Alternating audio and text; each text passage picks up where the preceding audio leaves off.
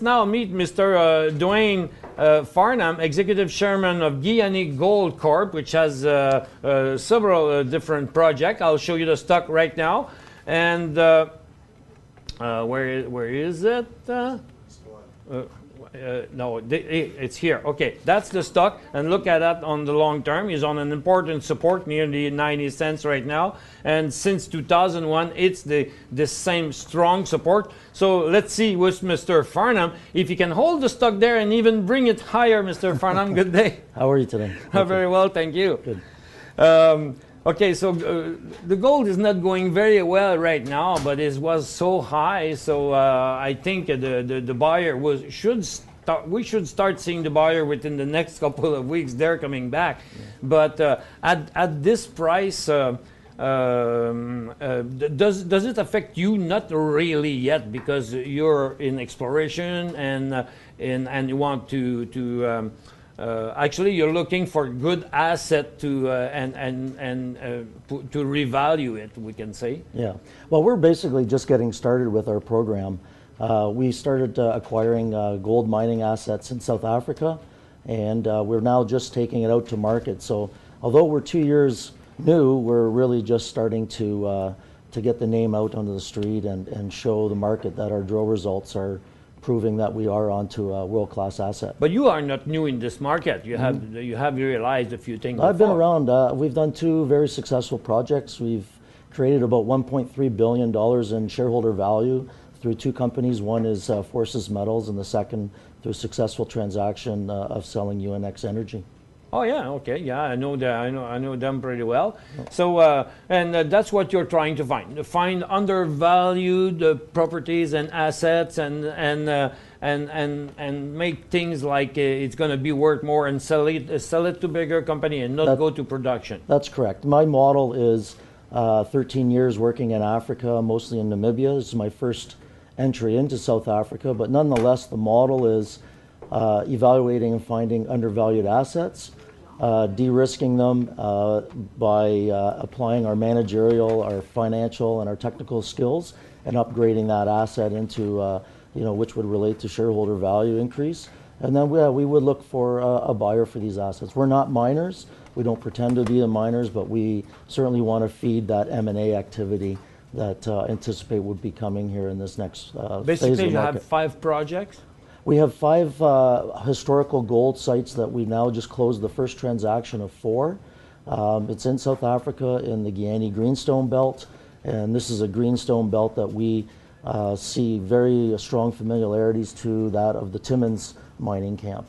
So it looks very promising. Is that the Letaba-Frankie project? The Klein Letaba, yes. That's the largest of the 5 mining historical sites that we have under assets that we've closed on. I see it's 26% owned by B partners, which are connected with South African government. This is correct. And 5% of the share has been given to the local community. Yes. That's a good idea. It'll end up being 10% of the project interest will go to a community trust, and then our Black Economic Empowerment Group has 16% of the project. So you get the people involved there and increasing the chances to... Yeah, well, it's actually legislated that you have a 26% BE participation. So that is just following the South African legislation. Okay. And with the recent strike action in South Africa, a lot of companies has put their investment on hold. Could you describe the business environment nowadays, that how your company passed through this storm, what you're going to do about that? Sure. Yeah, we're certainly getting bombarded with a lot of media with respect to the political environment, and they're leading up to their elections early next year. But a lot of the rhetoric has been an internal fight with the ANC. So we're seeing a lot of the yin and yang, shall we say, with respect to who wants to be that next ANC leader. So we're seeing things like nationalization, we're seeing mine strikes, and there's been some unfortunate events there.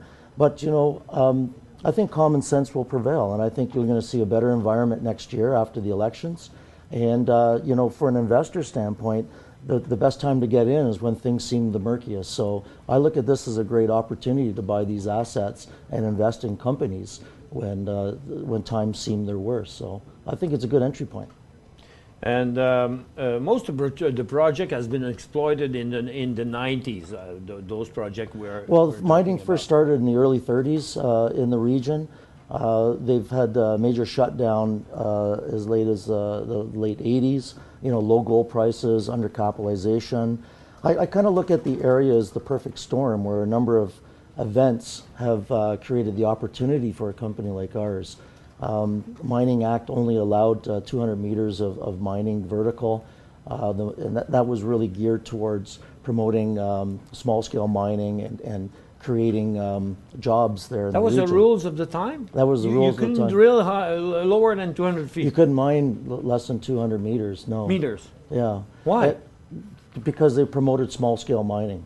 Okay. That's since changed. Also, there was a moratorium over the Giyani Greenstone Belt as a result of a state mining company wanting to move into the area. Well, of course, these are completely underfunded companies. They have no money. They are our partner in the Rock Island transaction, but so I look at these as great opportunities for a company like ours to get control of a large tract of land with proven gold mining history. You announced 2 drilling campaigns this year, one for Klein Letaba mine and one for Abbey Lake Keating project. Have you set a deadline for the 403, the 43-101? Yeah, there'll be a 43-101 prepared for our Ontario project, which will come out shortly. These are more regulatory at this stage to bring a report that shows what we've done to date and also give recommendations for work programs going into the future. We are also preparing a 43-101 for our African assets. So we'll have 2 reports coming out in the new year. You were saying a couple of minutes ago that before you couldn't drill more than 200 meters.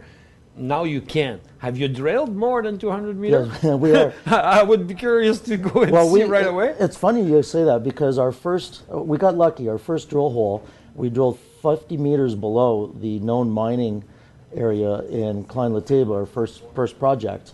And we hit a significant intercept. It was about 15 meters of 13 grams per ton gold over average.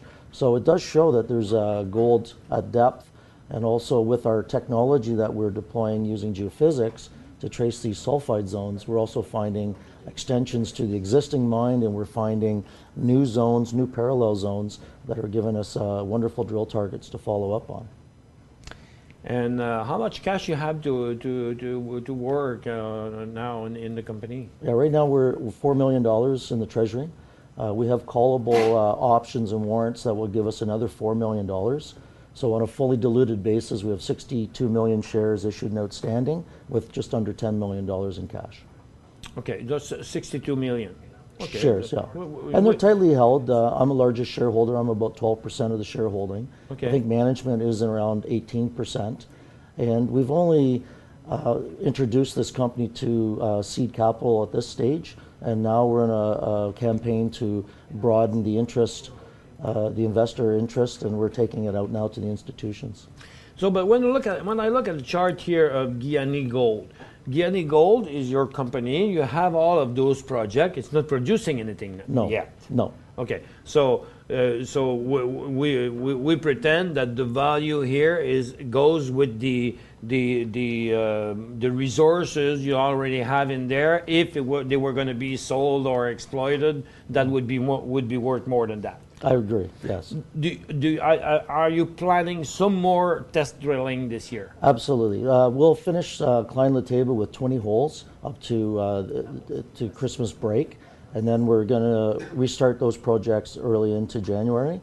And I would think that we would probably start with a number of drill rigs, 1 or 2 to start with, and also not only drilling the main Klein Letaba site, but we're also going to be drilling one of our other sites, historical mine sites that we've done the geophysics and found great targets to follow up on. So once you have increased the resources, you want to sell it to one of the biggest company. Are they positioned in the area already?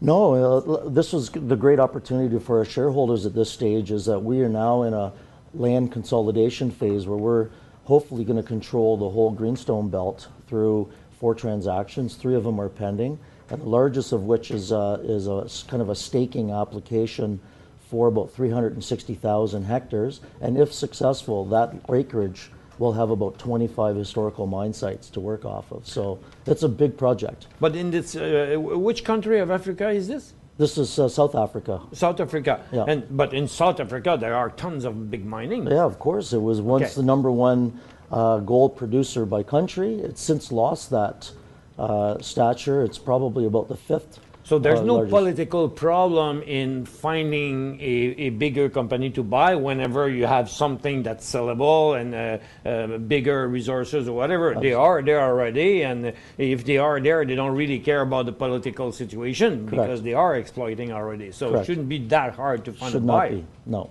I agree. Mr. Parnham, that's all the time we had. Thank you very much for visiting us. It's been a we'll be watching your company closely. Thank you very much. Thank Have you. a great day.